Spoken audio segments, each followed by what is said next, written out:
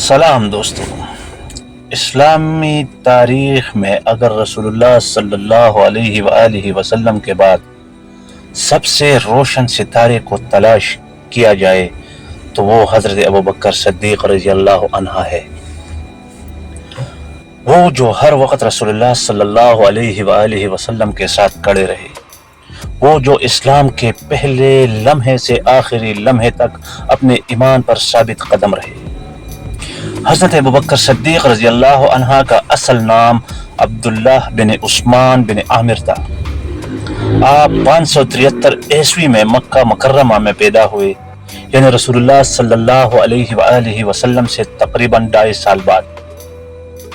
بچپن سے ہی آپ نرم دل اور سچے تھے۔ مکہ کے لوگ آپ پر بھروسہ کرتے تھے اور آپ سے مشورے لیتے تھے۔ عرب کے معاشرے میں شراب نوشی عام تھی، لیکن آپ نے کبھی شراب کو ہاتھ نہیں لگایا۔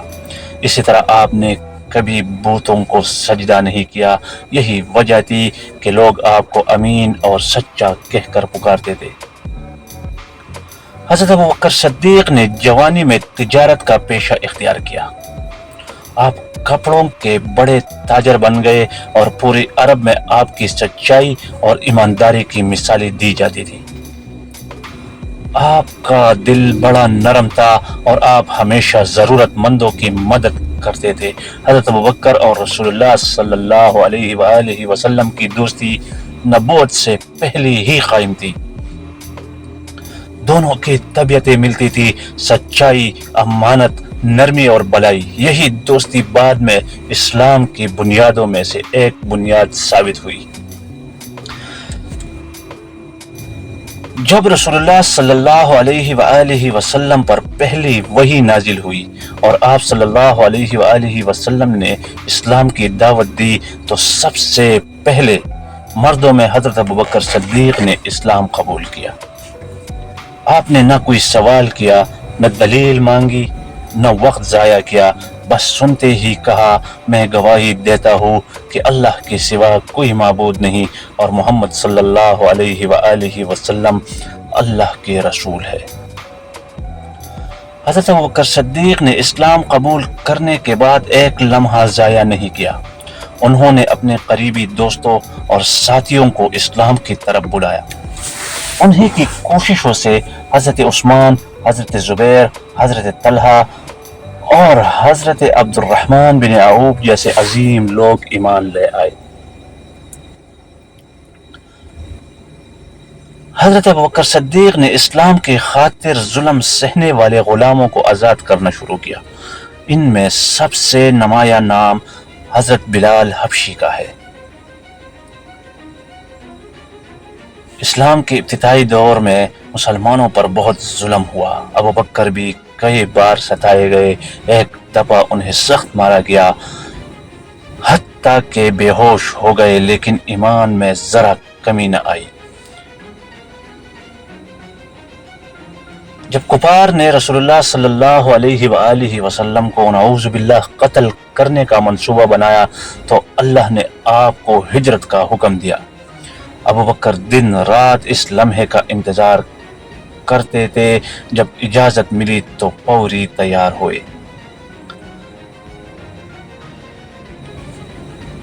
پیارے دوستو، ہجرت کے بعد جب رسول اللہ صلی اللہ علیہ وآلہ وسلم اور مسلمان مدینہ پہنچے تو ایک نیا دور شروع ہوا۔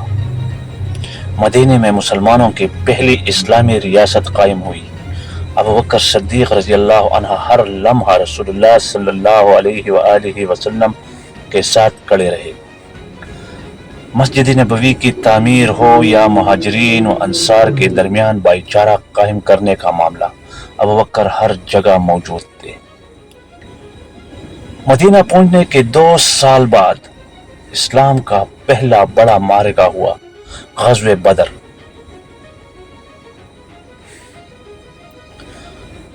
مسلمانوں کی تعداد صرف 313 تھی جب کفار مکہ 1000 کے لشکر کے ساتھ آئے۔ اس موقع پر ابوبکر صدیق رسول اللہ صلی اللہ علیہ وآلہ وسلم کے سب سے قریب کھڑے تھے۔ جب نبی کریم صلی اللہ علیہ وآلہ وسلم نے رات بھر اللہ کی حضور دعا کی تو ابو بکر نے تسلی دی، یا رسول اللہ، اللہ اپنی نصرت کا وعدہ پورا کرے گا۔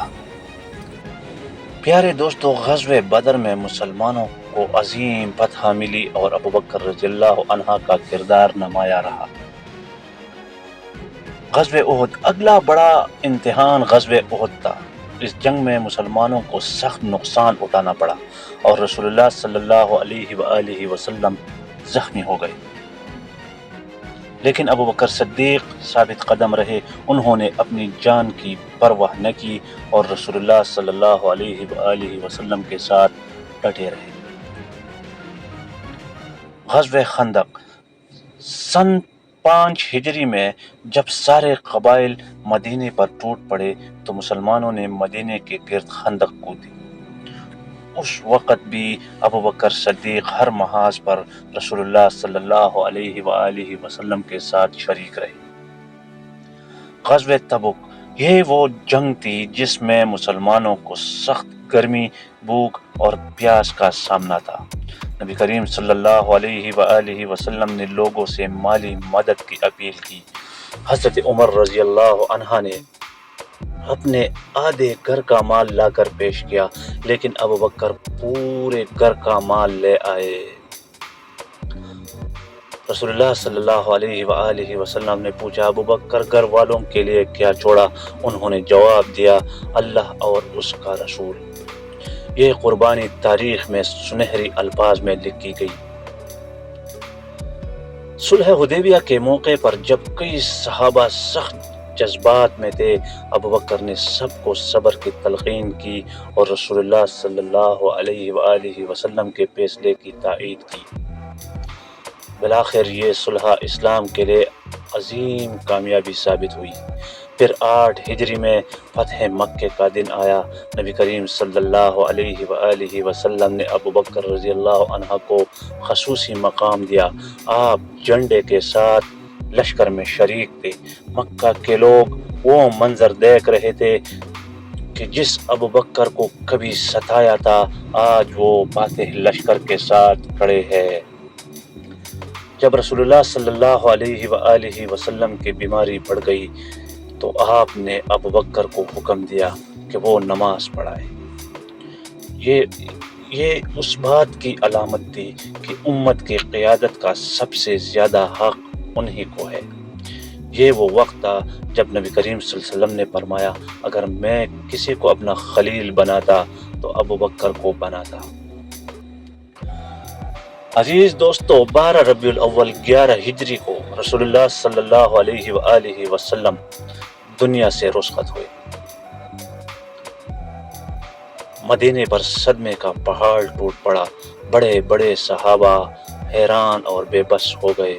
حضرت عمر فاروق نے تو تلوار نکالی اور کہا، جو کہے گا کہ رسول اللہ صلی اللہ علیہ وآلہ وسلم وفات پا گئے ہیں، میں اس کا سر قلم کر دوں گا۔ لیکن اس موقع پر ابو بکر صدیق مسجد نبوی میں داخل ہوئے۔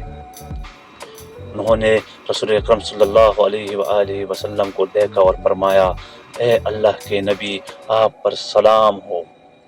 آپ اپنے موت کا ذائقہ چکھ چکے، لیکن اللہ کبھی نہیں مرے گا۔